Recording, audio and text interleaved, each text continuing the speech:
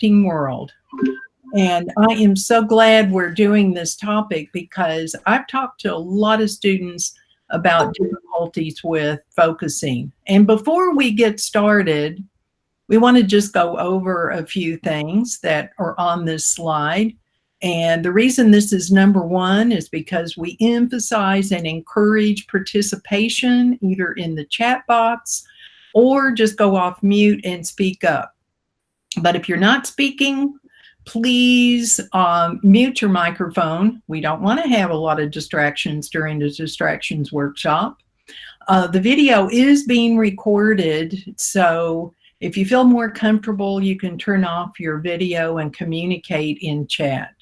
And also click on captions on the bottom right-hand corner if it's easier to follow the discussion that way.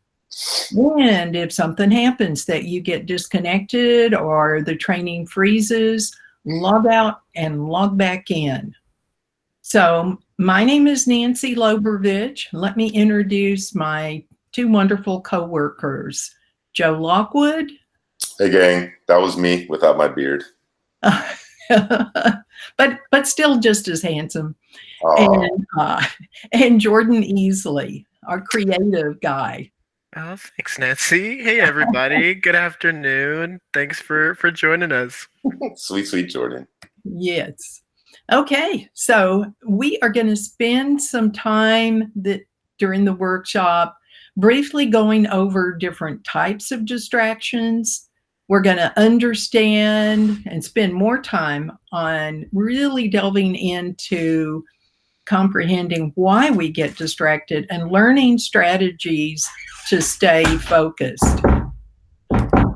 Uh-oh. Well, let me, Mitch, I'm in a workshop right now. Okay, sorry about that. Let me give you a definition of a distraction. It's a thing that prevents someone from giving full attention to some. Oh, I thought I put that on mute. I am so sorry. It's my sister. Oh gosh. Okay. I'll just hopefully she'll call me back. She only calls when there's an emergency, so I hope it's nothing. Okay. Anyway, let me go back over the definition. It's something that prevents us from giving full attention to something else, or it's extreme agitation of, my sister's calling me back now. Oh, okay, never mind. Okay. Anyway, so let me just get through the definition. Okay. It's extreme agitation of the mind or emotions. Actually, people have been commenting about distractions for a very long time. Several thousand years ago, Aristotle and Socrates talked about akrasia. And here's how they defined it. They said it was a state of mind in which someone acts against their better judgment through weakness of will. And maybe that's been the prevailing thought, but we're going to challenge that this afternoon. And before we do that, though, I'd like to know, what are some of your common distractions besides ringing phones, people beating on the door? I did lock my cat in a room, so we won't get to see him this afternoon. But what are some of your favorite, our most common distractions? Children. Oh, yes. Anything when else? you're on a call and there's a big truck or the train goes by. Carlos, we're gonna comment on that mind wandering thing. Right. Say that again. The truck goes by. Traffic. Interesting. Netflix. Yeah. All right, gang. YouTube, seeing people walk around while I'm trying to work. Oh yeah. Yeah. YouTube is really showed up on the radar here lately for me over the last couple of weeks. Not me personally, but for students, which I think is funny because that's just a black hole of. So, guys, Nancy found this when we started putting this thing together, okay? And it was really quickly, I realized like this is probably the backbone of this whole thing. This is probably the most important thing. This was created by a man named Nir Eyal. And this gentleman is a double agent, so to speak. Okay, he literally wrote a book to train people how to make their apps more addictive, and then turned around and wrote a book to teach us how to combat those tactics. Hard to trust somebody like that, but the facts are the facts, right? Because both of those books were written based on the same neurology, okay? Just as we get started, guys, if you hear my voice, for sure, I really want to talk with you and not at you, particularly through this stuff. It can be a bit of a challenge because it is very dense. I killed an hour by myself, and we have some stuff here at the end. But guys, if you have any aha moments, any light bulbs come on, or anything is confusing, you don't understand, please comment, because I can all but guarantee you're not the only one. But so we look at this thing, right, and we see four different things here, right? Only one of which out of this four do we want to have our awareness at. That's where we really want our mind to be, only one of these places or whatever. And we have three of them that are really more attractive than that one. Okay. It's the very beginning of what's going on. Next, we find out, and here we go down the rabbit hole. Your brain actually refocuses attention like every 4 seconds, y'all. Okay. So you're never really just on it for like an hour. That's not a thing. The reason why you do that is all of the reason why we're wired this way was because it kept us alive at some point. All right. That's why this whole weakness of will is like, I don't know about that. Because like, if you ask me to do a backflip, right, I'm 6'5".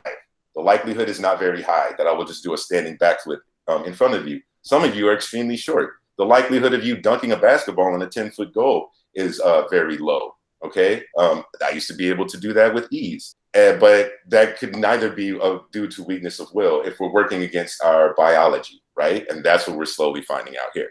So our brain refocuses every 4 seconds, and every 4 seconds, all of those things on that diagram are competing. And 3 of them are more attractive than what we are doing. And let's find out why they're so attractive. Right. Well, gang, first of all, humans live generally at a state of dissatisfaction. Might sound depressing, but the reason why is because this is what motivates us to change our circumstance. That's why you are all here, right? At one point you were like, got to do something else, right? You were dissatisfied, so you went on to do something else. That's why that we're wired that way. You know what I'm saying? Once again, so that's first, right? So we have this negativity bias, all right? The reason why we have this negativity bias that causes us to stay in that state of dissatisfaction is the fact that our 11th birthday, that was awesome, does not have very much bearing on our future, right? Paying our bills does. We don't generally like it. It worries us to death.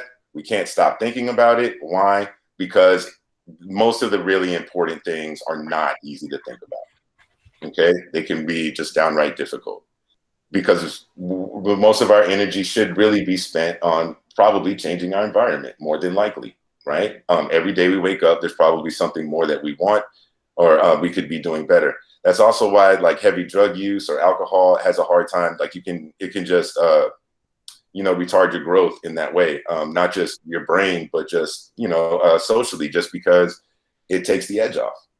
It makes it a little bit easier to be dissatisfied from day to day, which is what you find out why we create most of the habits that we have, okay?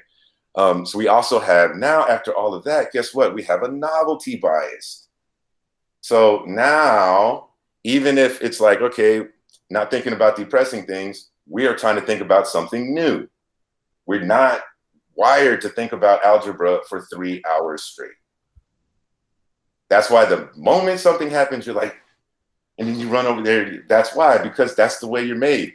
The reason why is because if you imagine like walking across a savanna or something like that, potentially for days on end, right? There's very little change. There's very little change. But that little bit of change could be the meaning between life and death, right? That little bitty thing on the horizon could be food. That could be an oasis. You could be under attack. And the sooner you notice a change from distance, the quicker you can react to it, right? But we don't live in the savannah anymore. And that's really what's going on here. So now We are also wired for instant gratification, right? That is why those other three things are also attractive. Once again, we are not wired to be in college for 8 years and every day wake up, go, yes, right? We're not wired for that. We like things to happen now, especially in the world that we live in, okay? Once again, it's the same thing, right? Like my favorite one for this one is hamburgers, because to imagine like a Paleolithic man making a hamburger, it's an incredible amount of work, right? To make one hamburger. And then that guy that has the most violent reaction to seeing the hamburger is probably gonna get a piece. But now we live in a world where there's hamburgers everywhere. And all of that work it takes to make the hamburger we thought we were getting rid of actually didn't go anywhere. All the work is now into trying not to eat so many hamburgers that we kill ourselves, literally. Make sense? That's the world we're living in, gang. And that's why it's like, what's wrong? None of us are broken, okay? Like I told Alita's group last week, I started, I think it was, I don't know, maybe 8 months ago now, and I was going to therapy once a week or once a month, every Monday, first Monday of the month. I went in there and I was like, what is it about us that keeps us from doing what we want to do, right? And she was like, said attachment and all these different things. But it turns out like this is just the way that we're wired. I had set up all of these systems. Now I'm alone at home, right? I live alone in the house and there's a pandemic, there's nothing to do, nowhere to go. Why don't I have a six pack? What happened? You know what I'm saying? Like, well, this is what happened, okay? Also, when I started this, it became very apparent to me, I'm 43 years old. So I graduated from college 20 some odd years ago, right? I didn't have a smartphone. And yet I was so distractible that they decided that they needed to adjust my brain chemistry officially, right? I got an ADHD diagnosis. We'll touch on that in a little bit, but that's me. I never took that pill. When I came back, everybody from my room to the end of the hallway all had Ritalin prescriptions, and I was scared to death. And I was like, what if they're gonna take away my superpower? And I did not take it, and I graduated on time, okay? And I passed the class this woman told me I would never pass. Diagnoses are very personal, right? And and that's kind of the rub. But I think we're gonna talk about some things here in a minute that'll sort of clarify my stance. So after all of that, right, now we understand why we gravitate towards these activities. Eventually, your brain tries to create a habit out of everything we do. The reason why is because it conserves energy, right? Like once upon a time you were bored, lonely or whatever, and then you grab the phone, Instagram, and then, and there's everybody, oh, okay, I feel so much better, right? Well, the next day, now you don't even realize there's a trigger. I was talking to a gentleman earlier today and he was saying like, yeah, he realized the same thing, that he would just look down, this phone was in his hand without thinking twice about it. And I'm like, dude, you're really self-aware. I'm going to give a presentation on this. I had the same realization. Like after a while, these triggers, especially the internal triggers, you don't notice them popping. Okay. Especially if you're not aware of any of this is a thing, right? You're just going through life doing. But the real truth is you're not really just doing. You've created a habit out of these things to keep you satiated. People hate boredom. Nier talks about this experiment where they locked all these adults in a room for, I think a half hour, maybe, probably not that long. The only thing in there was an electrode, okay? Beforehand, everybody was asked, would you let somebody pay you to be shocked? They all said no. Once they were locked in that room by themselves, 65% of males and like some 35% of females just sat there shocking themselves. Yeah, we don't like boredom. And then what we've done is create this environment to, keep us from getting bored. And now we've created these habits that are basically automatic. You cannot control it. It's like Pavlov, he rings the bell and the dog starts salivating. There's nothing you can do. Like discipline is really not sitting there, not touching the phone. It's leaving the phone in another room altogether. Okay. That's the kind of relationship we have with this stuff. So here's this thing again. Now we all understand like what's going on, but it's particularly those internal triggers, right? The stuff that Nancy was dealing with, that's just difficult. And that's just how it is. You know what I mean? We can do everything we can. But if it's an emergency or something like that, somebody physically knocking on the door and all the rest of this stuff, that's one thing. Okay. That's, most of that is arranging our environment and so on and so forth. But like I said, what I realized and what Mr. Yao said, that he thought it was all the tech. So what he did was like get rid of his computer and get a word processor. He got a flip phone with no apps, everything else. And he discovered the same thing that I realized, like, you're going to find something to do if you don't want to do your work. And that's just the way it is. The real truth is it's these internal triggers, and it's mostly us trying to deal with like our negativity bias and so on and so forth. Okay. In retrospect, now as a grown man, I can realize that most of really, as I suspected later on in life, maybe even at the time, most of the reason that I had such a hard time concentrating because I was depressed. Okay. And I had other pressing things that were drawing my attention. Does this make sense to everybody?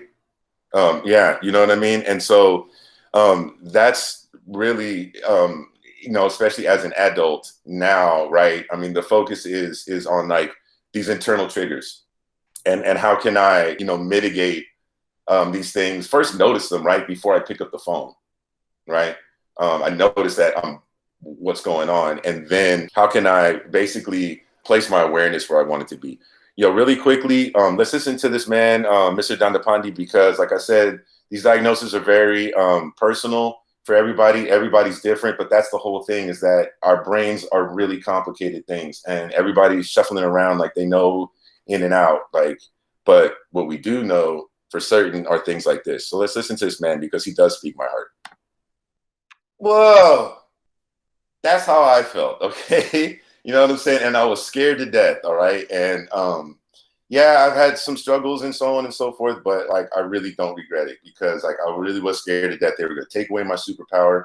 And there are definitely times where it has come in handy, without a doubt. Okay. Like when I was a cook, man, at any given time, I could tell you millions of things that were going on all over the kitchen. Right. But then day to day, I'm sitting down trying to do algebra. There's not as much, you're not stimulated. And we're going to talk about that. But so after that, this dude goes on to do this. All right. So let's do this together really quickly because this is pretty cool. So what I'm going to ask everybody to do, close your eyes, put your feet flat on the floor. Okay. And he says that oftentimes we say our mind wanders, but the true nature is that our mind doesn't go anywhere. It's our awareness. He says, imagine that your awareness is a glowing ball of light. Okay. And you're going to take that light all around your room, right? The color of your room, the paintings behind you, the carpet, the lack thereof. Okay. Your palms of your hands on your knees, your little bobo in the chair, so on and so forth. And now I'm going to ask you to take your little glowing ball of light to the last wedding you went to. Oh, where was it? Who got married? Did you approve? Was the food good? Did you drink a lot? Somebody else drink a lot? All right. And then take it to the next vacation or the last vacation that you took. Where did you go? Was it fun? Who did you go with? How did you get there? Right? And now slowly take your little glowing ball of light back to your room, back to your feet, palms of your hand, your little bobo in the chair, and now open your eyes. So he says that's really the way it works. And that popped my head open, honestly, because it's true, right? It's like your mind didn't actually go anywhere. Your mind had all of those memories there, right? And then we moved the little glowing ball of light, and the longer your awareness stayed in one place, the more you could remember, right? Especially with me jogging you. We did this, we did that, nah. And it's funny because y'all did exactly what he said. How do I know you were doing it? Because you guys were going, yeah. Mm-hmm. Right? Okay, so I know you guys were doing it, right? And so I think that's really cool, and that has really been an eye-opener for me since I put this thing together. I think it makes a lot of sense. So, I would like to challenge you guys moving forward to take time to practice controlling your awareness and where you put it. Okay. So now, really quickly, let's shoot through this dude. We're not going to watch this thing, but this dude's thing was really cool. All right. I just wanted you to see all these guys' faces, their names and stuff. You guys, these were all the first things that popped up on YouTube when I put distractions in there. So this gentleman has a theory of just basically, it's overstimulation. It's not that you're like so distractible. It's that our zero is being overstimulated, right? And yeah, and I think if probably any of us have kids and things like that, we're all watching all these new things that they're constantly being bombarded with. We are also being bombarded with these things. And they looked at us and they thought the same way. You know what I mean? How are those guys, like, to be square with you, as soon as I got my diagnosis, I was like, you sat me in front of the TV staring at Sesame Street. Nothing was longer than 2 minutes. And if I could sit there going, green, blue, 5, you were like, woo, he's so smart. And then you send me off to college and I'm supposed to green for 7 hours straight. You know what I mean? Like, nah, you know what I mean? Like, you're not fooling me. That's what I think. And that's basically what this dude is saying, is that our zero is generally just being overstimulated. Okay. And then once again, constantly catering to our urges with less and less effort, right? Which is, we think it's progress, but we end up with surrounded by hamburgers is what ends up happening. He says, dude, it takes 8 days to detox from this. All right. This gentleman went as far as to bore himself intentionally for 1 hour every day. He went on, he had his little blog or whatever. And he's like, guys, what's the most boring thing? Yo, he was counting this, counting that, all kinds of different junk, right? And he also says a lot about wandering, right? The real hype is that if you are constantly like having this input, when can your brain generate anything for itself? Right? If something is constantly on your mind, how in the world are you going to figure out how to distribute that radical? Right? That's why generally things come to us when we're folding laundry.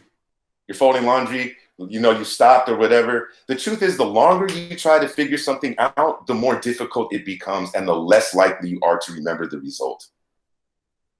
This is why things generally come to us. This is why, like, when we build your schedule, we want you to take a lunch break, an hour, take the whole hour. You're like, what am I going to do? I don't know, but I know what you're not going to do, and it's study. You're going to eat lunch, and then you're going to find something else to do. Preferably not surfing or anything like that, because that's what happens, right? I'm one that believes that energy is either coming inwards or it's going out, but it's never stagnant, right?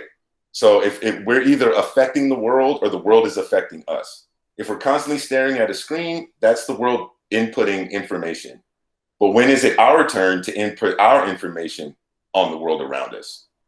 Does that make sense? So he says that generally, you need to let your awareness wander at some point. You cannot continually go from activity to activity to activity to activity to activity, no matter how important they seem, because those are the only activities you will accomplish. And odds on are none of them are college. Does that make sense? Your life was full of activities before you started going to school. So now how are you just going to start doing something new? When? How? Where have you made the space? You know what I'm saying? Your mind needs space. The real truth is you're more likely to figure something out if you bang your head up against it for 45 minutes and then walk away, as opposed to like continuing to just hammer at it for hours and hours and hours, because you're going to start getting frustrated and you start getting upset. Now, I'm going to tell you this story too, because this is a true story.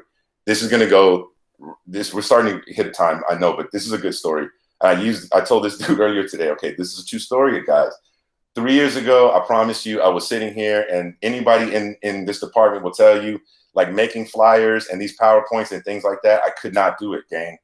I could not. You understand? I'm 43 years old. When I was doing public speaking, we had a note card, fam. We did not have PowerPoints, okay? So I could not do it. And this is even before our current boss came, okay? This is an old regime. And so I'm sitting there, and they're like, you need to make a flyer for the VA. And I was like, oh my God, Heather, So I'm sitting there trying to make this thing. I swear it must have been Thursday because I feel like I was hungover because I was hot. I was super dehydrated, and I was probably rapping on Wednesday night. So, I definitely do not want to sit here hungover Thursday morning trying to make a flyer. Y'all, I sat there until finally I kicked under my desk like a 13-year-old child. I kicked and I cursed. And I said, dude, you're almost 40, bro. Like, we can't be doing this. We need to stop this right now. And we're going to go get a sandwich. I go get the sandwich, go to Jersey Mike's. I sit there, I eat the sandwich at Jersey Mike's. Do not bring it back to work, right? Just sit there for probably 30, 45 minutes doing nothing. Come back in, there's a young lady working at the front desk in the accelerator. She's like 19. Like, now you can't get out of high school without a general vocabulary, right? And so at the time, I'm barely trying to drag text boxes and stuff. So I'm like, come back here, can you help me? She says, all right. She laughs, come back there. All right, what are you trying to do? All right, I don't know why. You should be able to just drag this and drop this and put this. And it did it. Okay. Then she said, is that all you're trying to do? I said, wait, I need to take this and move this over here and I can't, and I don't know why. And it worked. I do not know what I was trying to do before lunch. Okay, please understand me, because like a light bulb went off. I don't know what I was trying to do before lunch, y'all. I spent like 2 hours fussing, fighting, sweating, cursing. I went and ate lunch, came back, and the first 2 things I tried worked. There are times you just need to cut your losses, get some rest, and come back, especially if you are getting upset. It is going to be harder and harder for you to figure it out. Okay, so lastly, after all of this, like you were saying, we can grow our focus. Okay, it's not, once we take away all the distractions, we still have to strengthen our focus muscle. Okay, your awareness is going to go to all of those other places that are more interesting and attractive than our algebra. And that's just what's going to happen. So you need to be able to work on your focus, right? We're not going to listen to it because it's got a couple of like little colorful joints in here. But my man, I really do listen to this. One of my old coworkers sent me this and I laughed and I said, the Riz are trying to meditate. So I laughed, you know what I mean? And we all know, what Wu-Tang is all about, what they're on and all this other stuff. So I chuckled, but lo and behold, it turns out like hearing this man's voice, knowing this man's story, being able to understand like, where he came from and what he's saying actually really resonated with me a lot stronger than I thought it would. I'm talking about like borderline to a tear every once in a blue moon. Okay. I will listen to this entire series. This one in particular, he talks about dealing with distractions and he says that they're inevitable, right? Like, especially this kind of stuff that Nancy was dealing with. Boom, boom, boom, boom, boom, right in the middle of doing what you're doing. Like, what are you really going to do about that? What he says is like, and as we're focusing, working on our awareness, he says like, dude, he likes to imagine that he's the center of his solar system. And all of these distractions are just planets whizzing around you. And every now and then something's going to come and ping you on the head. You look at it, categorize it, put it back where it belongs. Okay. I invite you to check out this meditation. It works. If you just YouTube like RZA meditation or whatever, it pretty much pops up. It does got a couple of S-bombs in there, but I mean, any of you rap fans out there, I'm sure, you'd be acclimated to. No, I mean, guys, it's great. I think there's like 5 of them. I thought it was kind of whatever, but it's true. I actually used these, so check them out. Nancy checked it out. She said she thought it was cool. If Nancy says it's cool, it's cool. Oh, look, we're at the end. Jordan. Okay, yeah, thanks, Joe. So far we've talked a little bit about what distractions are, right? A definition. We've talked about some of the mindset involved, some of the awareness tracking, like Joe got into. And so now we want to talk about the resolution, essentially, right? How to avoid and manage distractions. And so we want to start out by recognizing internal triggers, like Joe kind of introduced so far.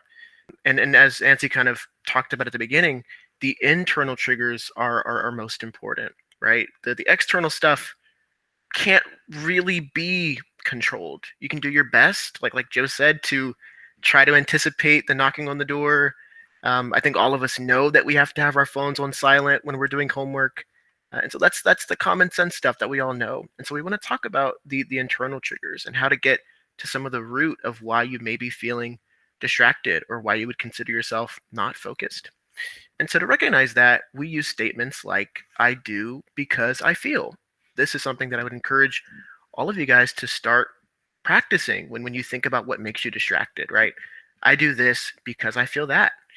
And so at the beginning, we asked you to list out some of your favorite distractions, right? I see Netflix, YouTube, people walking around, nice weather, a lot of very diverse stuff, a lot of diverse types of distractions.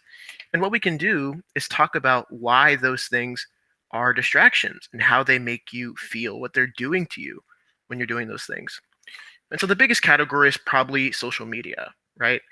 And I know a lot of you guys are students, and so kind of a younger crowd, and then we love social media. It's our thing. I think social media is honestly bigger than TV Man, for old heads this love it too, generation. Jordan. The old heads love some social media too, bro. That's true, yeah. And then so it gets us all. And so we want to talk about why, like what are we doing? And so for example, like not quite yet, Joe. Right. Yes, you did. So for example, like I use Twitter maybe because I feel bored or because I want to stay in the loop. Maybe I want to check out the news. I want to see what's going on. Or I use social media to be connected with my friends. And notice none of these are bad things, right? It's not bad to not want to be bored. It's not bad to want to connect with your friends or to see what's going on in the news. The emotion, the thing that you're trying to do is not bad. The negative consequence is if you're doing Twitter instead of writing your essay, right? That's when it becomes a distraction. And so similarly, even some of the more non-conventional things in the little box, like cleaning. Who knew cleaning could be a distraction, right? And so maybe you find yourself when you're doing homework, you stop in the middle and you go and decide to like check the mail or mop or do the dishes. And try to notice why. Like maybe you stop right in the middle when you get stuck, right? Maybe you're writing an essay, you can't really get the next line, and so you're like, oh, I can't do this. I gotta go. I'm gonna go do something else. I want to feel productive. I want to feel like I'm doing something important right now. And so you go clean, or you go check something else. You're avoiding, and so distractions really become like avoidant behavior, essentially. And so the other couple things we have in here is like TV, media, letting your mind wander, essentially, daydreaming, lacking that focus. Is there any other types of distractions that you guys can think of that's maybe not categorized in this box? Something else that you feel like you do because of a certain emotional trigger? Yeah, eating, for sure. That's a good one. Video games for sure, Carlos. Sleeping, yeah. I would say for sure the video games and sleeping definitely get to that avoidant behavior. And I would say eating, it's a comfort, right? A comfort food. You're looking to feel comfortable. And it's probably not like the best meals or the best snacks that you're doing. You're kind of just getting whatever's fastest, whatever makes you feel good. Right. So distractions, essentially, you'll notice that it usually comes when you're experiencing some kind of negative emotion. You're doing something to feel better. You want to eat because you like to eat, or you like video games. It's comfortable. It's familiar. And so let's go ahead and move on and talk about the next part. And so essentially my through line for this entire final half is going to be setting boundaries. That's kind of the solution, right? Is setting boundaries. And if there's one thing that I want you to take from my part, it's to set boundaries. And we can set boundaries with our time, with our space, and with our mind. And so let's start out with time. So next, there we go. So essentially, setting boundaries with your time looks like creating a plan for the day. One thing that really leads to distractions is not having a plan, is just trying to kind of wing it or just see. In academic coaching, we help people create a time management plan, and try to adapt something that's more detailed than just a to-do list, right? I think we all have like a list of things that we know we need to do, but end up not really getting done or putting off, or we look up and realize it's been weeks since we wanted to get our license renewed. And so essentially creating a plan that's linked to time, something really specific, a specific window that you're doing something. And you'll notice on this graphic here that it's separate, right? We've got homework doing its thing. I'm doing homework here. and then I'm going to move on to my chores and errands, and then I'm going to do downtime. And it doesn't overlap. You're not doing something at the same time, you know. When you create a schedule, you want to make sure that each piece is special, that it has its own thing. And it helps, right? It'll help you feel more focused when you're doing your homework if you know that you're going to get to have downtime later. If you know that you're going to be able to go on Twitter or watch social media at a specified time, you won't feel the need to do it right now because you'll know that, oh, I'm going to do that later. I know I'm going to finish my homework at 3 and then I'm going to clean. So I don't want to do that right now. And then I'm going to watch TV tonight after work. And so I don't have to do that right now. I can devote my attention to homework because this is the time that I'm setting aside for homework. And there's all kinds of time management tools that we recommend. Google Calendar is great, and we can definitely talk you through how to use that and set that up if you're not familiar. A physical planner is also awesome. Whatever you're using to keep track of your day and creating those boundaries in your work schedule is going to be really helpful as you're trying to be more productive. Okay, and so let's talk about setting boundaries with your space and what that looks like. And you'll notice the keyword here being what we define or what is defined as a liminal space. And liminal here just means transitional, kind of like an overlap. And so what you want to avoid is different spheres and spaces of your life overlapping, right? And so it means like doing something that's productive at a specified space. And so let me ask you guys, where in your house, because I know that we're all virtual and likely at home right now, where in your house do you do most of your homework? Do you have a specific space? And what does that look like? Love office, love that, love a desk. We got somebody in their room. That's cool. And so, yeah, I mean, I'm in my room as well right now, but I'm at my desk and my bed is out of frame, hopefully. And essentially, what you have is you want to know that when I'm in my bed, I'm getting ready to sleep, or I'm going to check my phone, before the night's out. And when I'm here, all I have is my work computer. Like if I could turn my camera around, I would. I have my computer. I've got my notepad. I've got pens. That's all I have, right? I like what Mar mentioned about the change of scenery. Sometimes that can be helpful. I think that's great. Moving and switching it up, as Joe talked about in his story, his example. Sometimes taking a break, switching things up, you come back and see it with a new perspective. And so definitely be conscious of your space, be conscious of where you're at. And as you can see in the little graphic here, do the fun stuff, make time for it, and make a space for it. Maybe you only watch TV in the living room. You only play video games and go on social media in the living room. And really be conscious of that. And as we kind of talk about like time a little bit again, essentially, if I were to ask you guys, like, how much time do you think would be appropriate to spend on social media today versus the time that you actually spent on it today? Same with video games or TV. It would likely be way different, right? Like 2 hours sounds like a ton of time to spend on Twitter. But you realize if you track it at the end of the day that it's way longer. And so set those goals, set those boundaries and say, I am only going to use Twitter in the bathroom, or I'm only going to watch TV after work. And I'm going to watch it for 2 hours because that's when my favorite show is on. And then I'm going to be done. And I'm going to go to my work. I have to go and write something, or I'm going to get ready for bed because I want a better sleep schedule. And so that's really important. And finally, we're going to talk about setting boundaries with your mind, right? By practicing mindfulness. And this one is probably my favorite. It's definitely one of the more interesting tips and strategies. And so what I think is really important to highlight here is the focus on active enjoyment versus passive filler. And then the example that I kind of like to give is it's the difference between, watching a new episode of your favorite show on Fridays at 6 versus sitting through like reruns of the same show that you've watched 100 times and that you can quote and that you're barely paying attention to and not enjoying at all. When you see something and you realize like, okay, this could be distracting, focus on how it makes you feel. If you enjoy doing something and you feel it adds value to your life, make time for it, make a space for it, set boundaries. But if it's something that you're just using to fill the time, like if you're just going on Twitter because you're bored or because maybe you're insecure about your homework, If you're just playing video games because you're avoiding what you should be doing, or because you're stressed out about work and you're not actually enjoying those things, it's just kind of a distraction, literally. That's something that you may want to cut, right? If there's something that you're making time for, you should be actively enjoying it and looking forward to it, and that makes it important. If it's not important, then why put it on your schedule? And that's why creating a schedule is important, because you'll essentially have to make that judgment call.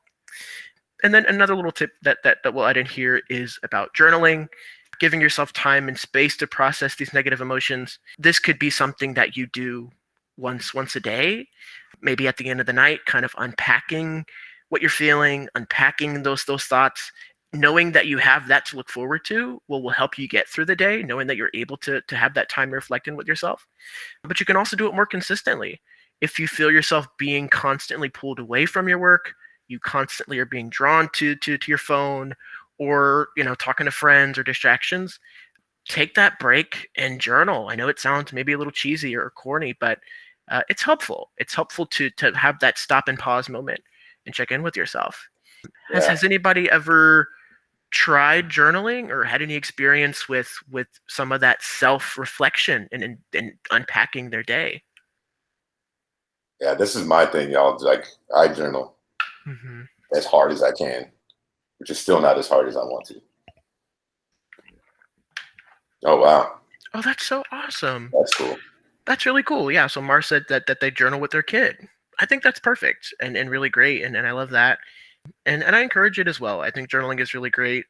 It really can't hurt to just check in and with yourself. A lot of these, like Joe mentioned, are emotional issues, Right. And they could be a little bit deeper. And so giving yourself that space to process them is really important. And then, of course, there's always further support, like counseling available at ACC, which I can definitely get you more information on. But yeah. And so that's kind of the breakdown on setting boundaries. Next slide, we'll go ahead and kind of sum it up. And I want to give you guys the opportunity to talk through some of the takeaways for today and ask any more questions. And so to start out, what is one thing that you guys learned that you can start doing today? What's something that you can start or change from this point forward to help you manage your distractions and build that consistent focus? And then feel free to do the chat, or we'd love to hear somebody off mute as well. Right. Or if you have any questions for us. I think probably the time management as far as separating things, because generally I get where I need to stop studying and I'll go do the laundry or go do a chore or go do something, because like you were saying, you want to feel productive and you don't feel like you're productive at that moment, or you're fried and you're done, you need a break. But it'll be different. It'll be nice to, kind of set aside that time. It's a little difficult in my house, and I'll see how that works, out of all honesty, with 3 kids and everybody. There's 5 of us, and that's a lot of stuff, It'll be a challenge, but I think if I just kind of get myself into a rhythm of doing that, it hopefully will help. Well, you know what I realized, absolutely, hearing you say that too, is that when we were talking about cleaning, I realized that I actually use that one. Like if I just gotta clean, sometimes I'll just go do it. And there are times where I will figure out what it was I was trying to figure out while I'm cleaning and things like that. But like you mentioned that as like a break, that is actually the kind of activity. Like if I'm tired of what I'm doing, and then I look at my phone and I'm like, nah, I'm not getting involved in that, then doing the dishes is something I will do. Like, so, I think all of this, like you said, it's about a rhythm and a flow. But I'm so big on the journaling thing, because that's how you can start to develop your awareness, your self-awareness, and figure out what in the world you're doing. It's hard to figure out how you feel about stuff, but it's easier when it's quiet and nobody else is there. It's just you and the book. Sometimes, the pen will tell you how you feel before you figure it out. And just to add to that, Cheska, thanks for sharing. I think that's really important. And yeah, time management is a really great thing to implement. And when it comes to setting those boundaries and trying to give time to the things that are important, it's okay if it's a little more dynamic. It sounds like you are definitely juggling a lot, and I know a lot of people here can probably relate to that as well, just the family and work and academic stuff. And so it's okay if it's a little bit dynamic, and if you have to be a little bit creative with your space and your time. I think that a routine is something that you can analyze and create for yourself, and it does have to be personalized. But I think that's awesome that that's something that you're going to be more mindful of.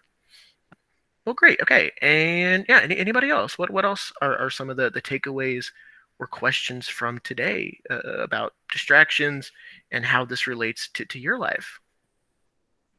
Or any thoughts at all? Any aha moments? Anything ping, resonate with you? Because I know I am not the same person before making this, low-key. Like either something broke or something was fixed. I'm not sure which. Okay. So it looks like Nadine, I still find it really hard to use these tools when an unusual or hard circumstance come up in my life. I wish I knew how to keep implementing them even despite that. And yeah, I mean that's really important. And it's tough because those are the times when you need it the most, right? When catastrophe strikes, or when you're maybe not doing as well in a class. And then usually in a crisis, we kind of revert to what we know and our instincts. And I'm sure a lot of this is new. It's something that is a change, and it's really hard to kind of trust or remember something new. And so Nadine, for anything that comes up like that maybe is a little bit sudden or unpredictable or unexpected, you don't have to do it alone. And I think that's helpful to know. You can connect with us at any point, any time, to talk through the specific issue, the specific thing. And I always say that even if it's not necessarily something that I have the power to help with, I will 9 out of 10 times know who to refer you to, who to connect you with, and where to get some more support. And so definitely, and sometimes I think accountability is helpful as well, just having that partner to talk through these things with and to remind you of what you could or should be doing. Yeah. Lisette, did you had your hand up, Lisette?